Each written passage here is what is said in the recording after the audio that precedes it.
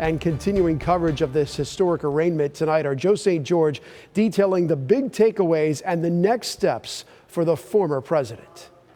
One of the biggest takeaways from today's arraignment is that for the first time, we actually know what former President Trump is being charged with. Before today, his indictment wasn't public. The former president somber as he entered the courtroom after learning he is officially facing 34 felony counts. Some of those counts are related to an alleged relationship with adult film actress Stormy Daniels and an attempt to keep it from coming out in the press in the final days of the 2016 election. Remember, it's not the alleged relationship that is the heart of this case. It's whether Mr. Trump engaged in business fraud and falsified business records as a result of trying to keep that relationship quiet. Falsifying business records can be prosecuted in New York as a misdemeanor, but Manhattan District Attorney Alvin Bragg has decided to charge the former president with felonies, an option prosecutors have in New York if they believe business records were falsified in order to conceal other crimes. Former President Trump has repeatedly denied wrongdoing. On social media Tuesday, he called the entire ordeal surreal. It's important to note that Mr. Trump hasn't been convicted of anything. It's possible during the course of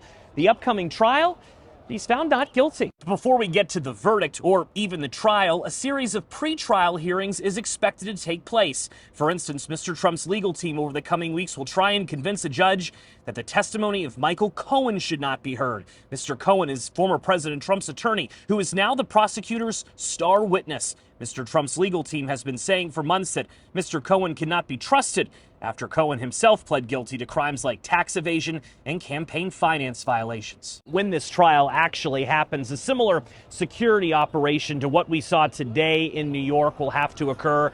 For instance, today, tens of thousands of NYPD police officers were either deployed to the streets of New York to maintain the peace, or they were on standby. For the most part, supporters of Mr. Trump and his critics were kept apart outside the courthouse. Joe St. George, Scripps News, New York.